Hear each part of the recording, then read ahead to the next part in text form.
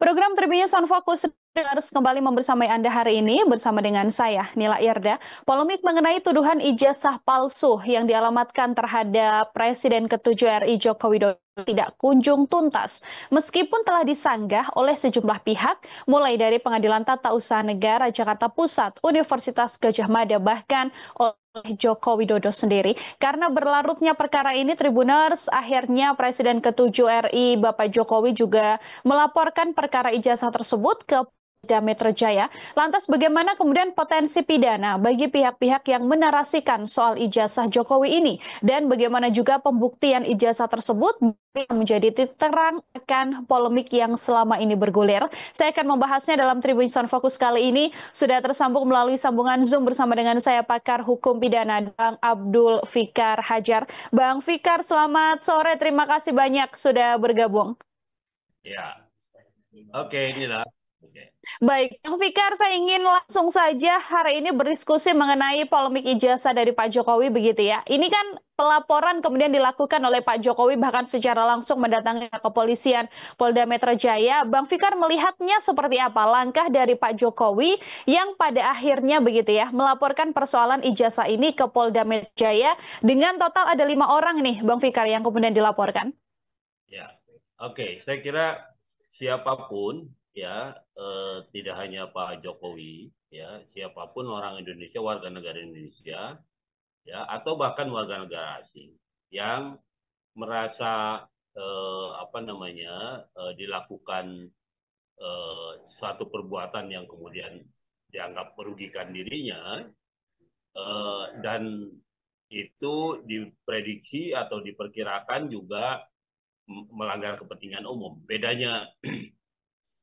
Bedanya melanggar kepentingan diri sendiri itu, dalam hukum itu dikualifikasi sebagai kepentingan keperdataan, gitu ya. Tetapi kalau di dalam pelanggaran atau perbuatan itu ada aspek kepentingan umumnya, maka dia menjadi pidana. Ya, biasanya diatur di dalam pasal pidana. Umpamanya mencemarkan nama baik orang itu kan sesungguhnya cuma orang, ya, cuma satu dua orang yang dirugikan, yang dicemarkan namanya, gitu ya. eh, Dia bisa menuntut secara perdata, dalam hal ini umpamanya dia menggugat si pencemar dan sebagainya. Tetapi karena pencemaran nama baik itu, kalau dibiarkan umpamanya, tidak mustahil akan terjadi pada orang juga, jadi yang dilakukan oleh orang yang sama umpamanya, maka pencemaran nama baik itu bergeser menjadi pidana. Nah, karena itu ada pengaturan mengenai pencemaran nama baik, ya, baik di KUHP maupun di undang-undang yang lain, umpamanya undang-undang ITE.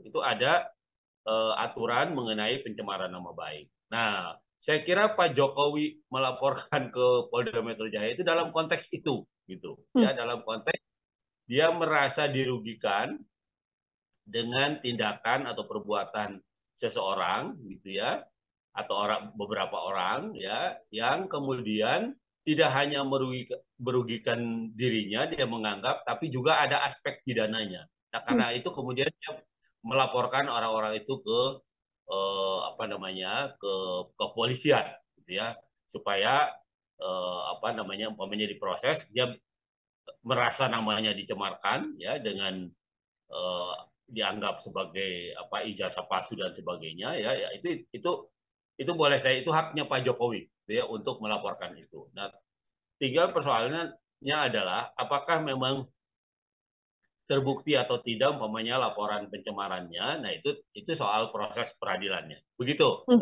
Irna. Oke, dan kemudian terkait potensi pidana atau pasalnya, ini kan artinya pasal pencemaran nama baik begitu ya, Bang Fikar ya. Ini bagaimana potensi pidananya, Bang? Iya, eh, sebenarnya kalau mengacu kepada hukum pidana biasa, KUHP, gitu ya, pencemaran nama baik itu ancaman hukumannya 9 bulan cuma, Hmm? ya, 9 bulan. Nah, kecuali kalau di Undang-Undang ITE, ya, Undang-Undang ITE itu pencemaran nama baik di pasal 28 ayat 3 kalau nggak salah, ya, muatan muatan internet ya, yang muatan atau dokumen elektronik yang mencemarkan nama baik orang gitu ya. Itu bahkan ancamannya sampai 4 tahun kalau nggak salah itu. Ya, lebih lebih besar. Kenapa? Rasionya begini. Penyebaran eh, penyebaran pencemaran nama baik di ruang publik biasa tanpa internet itu eh, lebih lebih kecil skupnya gitu. Artinya dia hanya terjadi mungkin di satu tempat saja gitu, di satu tempat, di satu daerah atau bahkan cuma di satu kota. Tetapi kalau melalui internet ya, melalui dunia siber ya, maka pencemaran itu tidak hanya didengar atau dilihat oleh orang per orang di satu kota, tapi juga dia bisa menyeluruh, bahkan tidak hanya satu negara mungkin, karena bisa dipantau oleh orang lain. Nah itu kenapa kenapa pencemaran nama baik di internet itu ancaman hukumannya lebih tinggi. Begitu. Oke, ini kan persoalannya adalah persoalan yang sedianya sudah lama berlangsung begitu ya, Bang Fikar ya, menyoal ijazah dari Pak Jokowi. Nah, dalam statementnya tadi, Pak Jokowi ini juga sudah menunjukkan kepada penyidik, ada ijazah mulai dari ijazah SD, SMP, SMA, bahkan yang terakhir di perkuliahan di Universitas Gadjah Mada begitu ya, yang memang ini menjadi salah satu poin yang selalu disampaikan oleh para orang-orang yang mengatakan bahwa ijazah Pak Jokowi ini palsu. Mengenai ijazah yang kemudian ditunjukkan kepada penyidik ini, apakah dari kacamata Bang Fikar, ini juga bisa menjadi salah satu bukti kuat yang bisa menguatkan bahwa memang ada pencemaran nama baik dan juga fitnah begitu ya terhadap Pak Jokowi, Bang Fikar? Oke, karena tuduhannya adalah ijazah palsu, gitu ya. Maka ketika orang yang dituduh memiliki ijazah palsu, dia harus membuktikan sebaliknya bahwa Hmm. ijazahnya palsu. Nah, itu yang menjadi pokok. Jadi artinya berjalan atau tidaknya proses perkara pidana yang dilaporkannya itu akan tergantung pada pengujian apakah ijazah yang ditunjukkan yang oleh orang-orang yang dilaporkan itu ya sebagai palsu, apakah itu palsu atau tidak. Nah, itu yang jadi soal gitu ya. Kalau dia tidak palsu, maka bukti atas laporan pidana pencemaran nama baiknya itu sangat terbuka gitu. Artinya memang orang-orang itu keliru menyatakan itu ijazah palsu, padahal itu umpamanya ijazah asli gitu. Nah, tetapi sebaliknya untuk membuktikan itu ijazah asli ya umpamanya tidak cukup hanya dinyatakan oleh orang yang dituduh punya ijazah palsu, tetapi juga harus ada keterangan dari satu instansi atau lembaga yang mengeluarkan ijazah tersebut. Hmm. Ya, itu ya, yang menjadi penting gitu. Nah, karena itu berjalan atau tidaknya laporan pidana mengenai ijazah palsu ini akan bergantung pada apakah proses pembuktian bahwa ijazah yang dituduh palsu itu memang asli gitu. Memang ada asli, tidak palsu, memang tidak palsu. Nah, itu akan bergantung itu. Kalau pembuktian itu sudah jalan, maka tinggal kemudian pencemaran nama baik, penghinaan atau apapun yang dilaporkan itu bisa bisa diproses. Hmm. Intinya ada di situ. Begitu. Oke, artinya tidak hanya ditunjukkan saja kepada penyidik begitu ya, Bang Fikar ya, tapi harus ada statement dari pihak-pihak yang kemudian mengeluarkan ijazah tersebut, diantaranya ya pihak SMP, SMA, sampai dengan perkuliahan. Meskipun sudah ada tes forensik digital, tadi juga disinggung soal hal tersebut, ini juga masih belum bisa membuktikan kiranya tidak ada statement dari orang yang mengeluarkan ijazah ini, Bang Fikar? Iya, artinya tes forensik digital ya boleh saja, Hmm. tetapi di dalam hukum pidana itu yang diakui sebagai alat bukti adalah pertama keterangan saksi, ya, yang kedua bukti surat, ya, yang ketiga bukti keterangan orang yang dituduh itu sendiri, keterangan ahli, gitu ya, kemudian keterangan orang, juga bukti petunjuk. Petunjuk itu adalah gabungan dari beberapa alat bukti yang disimpulkan menjadi satu petunjuk. Nah, itu juga alat bukti. Nah, artinya apa?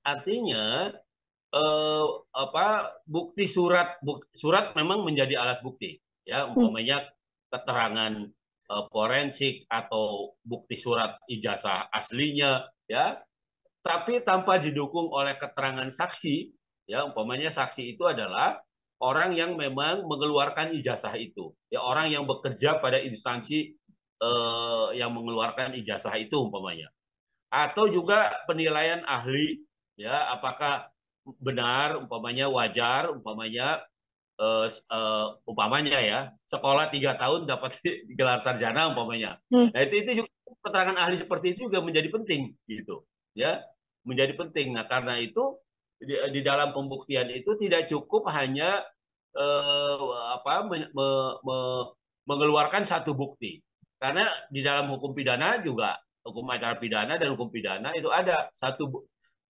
unus testis nullus testis istilahnya, satu bukti itu dianggap tidak bukan bukti.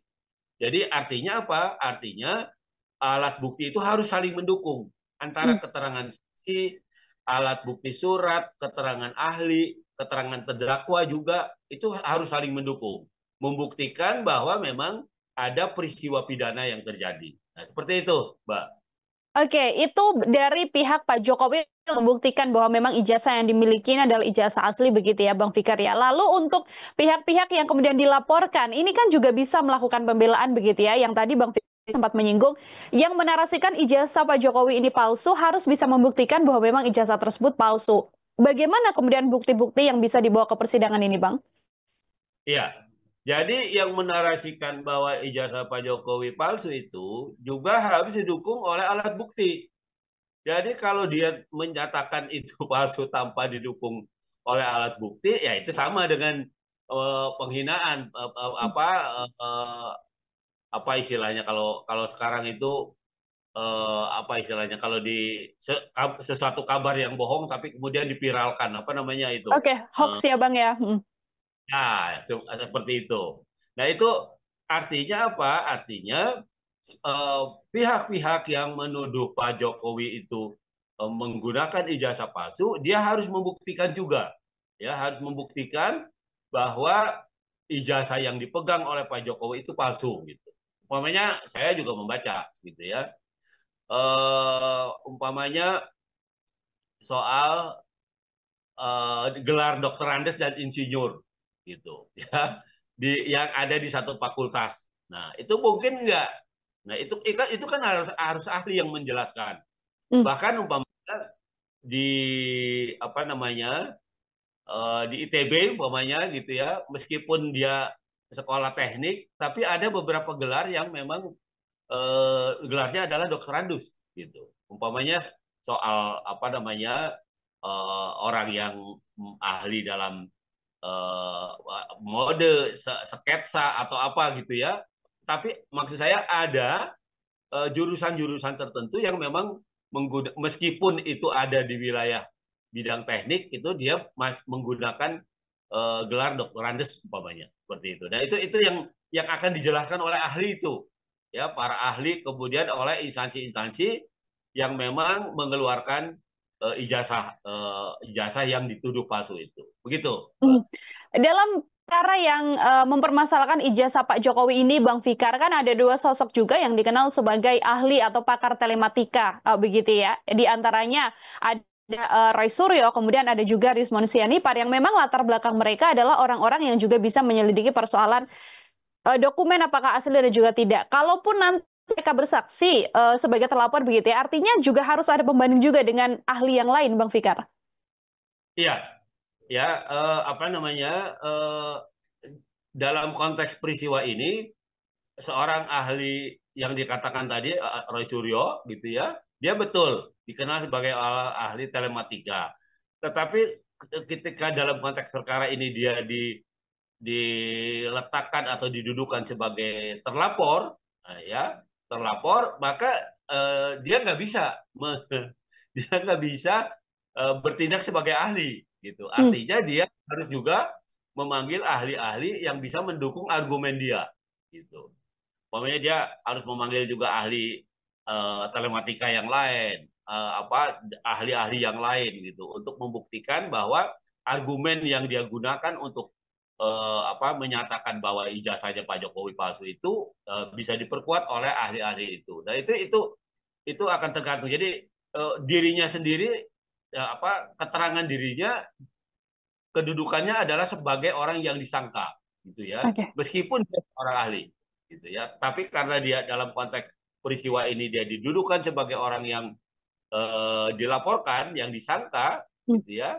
Maka dia ketika membangun argumennya, gitu ya, harus didukung oleh ahli yang lain. Jadi tidak Hmm. bisa hanya diri sendiri. Begitu, Mbak. Oke, harus ada ahli yang lain juga yang kemudian memperkuat begitu ya statement yang pertama kali disampaikan oleh Roy Suryo CS ini. Ini pelaporannya tidak hanya dilayangkan oleh Pak Jokowi saja yang pada akhirnya hari ini juga melaporkan begitu ya Bang Fikar ya. Tapi total dari hari-hari sebelumnya kalau bisa saya katakan bahkan sudah ada 5 laporan begitu ya soal dugaan penghasutan atau dugaan penyemaran nama baik yang orang-orang yang dilaporkan ini adalah orang-orang yang sama. Kalau dari eh, hukum pidana sendiri seperti apa, Bang? Apakah kemudian nantinya ke sosok-sosok ini akan bisa dijerat pasal berlapis terkait masing laporan ini, atau laporannya akan dijadikan menjadi satu dan pidananya akan menjadi satu sekaligus, Bang? Ya, jadi dalam hukum pidana itu eh, peristiwa satu peristiwa walaupun boleh dilaporkan oleh berbagai pihak, ya, tapi peristiwanya ya tetap satu peristiwa, begitu Hmm. ya, harus dilihat sebagai satu peristiwa. Bahwa para pihak melaporkan, nah persoalannya adalah yang pertama, dia punya legal standing nggak, gitu. Legal standing itu artinya kedudukan hukum nggak. Kalau Pak Jokowi sebagai orang yang disangka mempunyai dan menggunakan ijazah palsu, dia pasti punya legal standing karena dia punya kepentingan. Nah, tapi orang lain, ya, orang lain yang melapor, nah itu masih harus diuji, Hmm. ya, masih harus diuji. Kenapa? Karena kalaupun dia akan menjadi saksi pelapor, maka akan diuji yang pertama, apakah dia melihat, apakah dia mendengar, apakah dia merasakan sendiri, ya, perbuatan yang dia laporkan sebagai tindak pidana itu. Nah, itu kriteria saksi. Hmm. Kalau mendengar itu atau melihat itu atau ya, mendengar dan melihat dan merasakan itu didasarkan pada katanya, ya, kata si anu, itu nggak bisa, ya, itu gugur tuh, kesaksian yang seperti itu akan gugur, gitu. Yang disebut sebagai saksi atau yang punya legal standing sebagai saksi adalah orang yang melihat langsung, mendengar langsung, menyaksikan langsung, bahkan merasakan langsung. Itu yang disebut sebagai saksi. Hmm. Begitu, Mbak. Oke, baik. Dari saya terakhir, Bang Fikar, ini dalam hukum pidana sendiri begitu ya kan? Ini kan persoalan yang sedianya sudah sempat digaungkan juga bahkan ketika Pak Jokowi ini masih menjabat sebagai presiden, menyoal pemalsuan ijazah atau ijazah palsu dan sebagainya. Kalau dalam hukum pidana sendiri, seperti apa sih Bang pidana bagi orang-orang begitu ya? Atau bahkan dalam hal ini pejabat publik yang diduga melakukan pemalsuan ijazah begitu. Apakah ini juga termasuk pidana berat bagi seorang pejabat publik, Bang? Ya, saya kira gini, sebagai kan baru keluar ya putusan Mahkamah Konstitusi yang menyatakan bahwa eh, yang namanya instansi, ya, yang namanya kelembagaan itu tidak bisa dia dikualifikasi sebagai atau punya legal standing sebagai orang korban yang nama baiknya dicemarkan. Nah, Pak Jokowi sebagai presiden itu pun lembaga, gitu. Jadi kalau kalau yang dicemarkannya itu lembaganya, ya, tidak punya legal standing kata Mahkamah Konstitusi begitu. Hmm. Jadi lembaga itu tidak bisa melaporkan orang, ya. Jadi sekeras apapun orang menyatakan bahwa sebuah institusi itu jelek atau tidak melayani masyarakat dengan baik dan sebagainya, dia nggak bisa melaporkan orang itu sebagai pencemaran nama baik dan sebagainya. Nah, jadi itu yang harus dilihat. Nah, karena itu mungkin ya, ini baru terapaan saya. Pak Jokowi baru sekarang dia melaporkan. Karena waktu itu dia hanya masih sebagai presiden. Nah, Jokowi sebagai presiden itu lembaga. Ya, presiden Oke. itu lembaga, pun orangnya ganti-ganti. Karena itu orangnya ganti-ganti. Ya, sekarang Pak Prabowo umpamanya. Sebelum Pak Jokowi ada Pak SBY umpamanya, ada siapa, Ibu Mega dan seterusnya. Nah, lembaga kepresidenan itu adalah kelembagaan, institusi dia. bukan orang. Nah, karena itu mungkin dia baru lapor sekarang gitu. Ketika masih ada orang mempersoalkan ijazahnya sebagai ijazah palsu, maka tuduhan itu sudah terhadap Jokowi pribadi. Oke. Gitu. Kalau kemarin Jokowi sebagai presiden, nggak bisa dia nuntut. Lagi pula itu dia melawan rakyatnya kalau terjadi itu, ya kan? Nah, sekarang karena dia sudah lepas hanya sebagai Jokowi tok, maka kemudian dia melawan sekarang, ya, dengan mengadu dan memprosesnya secara hukum. Nah, soal apakah tindakan ini memberatkan dan sebagainya, gitu ya. Nah, itu tadi saya bilang, ya, di pasal 310 KUHP itu, ya, itu tadi ancamannya cuma 9 bulan, ya. Ancaman pidananya cuma 9 bulan. Kecuali kalau penghinaannya itu melalui siber, melalui dunia internet, melalui informasi elektronik atau dokumen elektronik. Nah, itu lebih tinggi malah ancaman hukumannya. Ya, jadi seperti itu. Nah, jadi kita lihat saja siapa yang bisa membuktikan apakah orang-orang yang menggunjingkan soal kepalsuan ijazahnya Pak Jokowi, atau justru sebaliknya, Pak Jokowi bisa membuktikan bahwa orang-orang itu sudah mencemarkan nama baiknya, sudah menghina dan seterusnya, dan proses pidana itu bisa dijalankan. Makanya kita lihat, ya, bagaimana polisi mencoba umpamanya mencari pembuktian. Tentu saja kalau laporannya Pak Jokowi akan di follow up atau akan ditindaklanjuti, maka polisi harus memanggil atau meminta keterangan dari lembaga-lembaga yang berkaitan dengan pengeluaran ijazahnya Pak Jokowi. Saya kira begitu. Oke, ini berarti sudah memasuki babak untuk bagaimana kemudian saling membuktikan, ya, Bang Fikar, ya, nanti seiring berjalannya persidangan soal pelaporan juga yang dilaporkan oleh Pak Jokowi, seperti itu. Baik, Bang Fikar, luar biasa sekali. Terima kasih banyak untuk kesempatan dan juga penjelasan gambangnya mengenai polemik ijazah Pak Jokowi ini. Semoga di lain kesempatan Bang Fikar ada waktu kembali untuk berdiskusi. Sekali lagi terima kasih banyak Bang Fikar. Selamat beraktivitas kembali. Selamat sore, Bang Fikar. Baik, Tribuners, demikian obrolan saya bersama dengan pakar hukum pidana Bang Abdul Fikar Hajar dalam Tribunson Fokus kali ini. Nantikan obrolan saya dengan sejumlah narasumber lain dan tema-tema lain hanya dalam Tribunson Fokus. Sekarang waktunya Nila Irda untuk pamit diri. Terima kasih banyak dan sampai jumpa. Download Tribun X sekarang. Menghadirkan lokal menjadi Indonesia.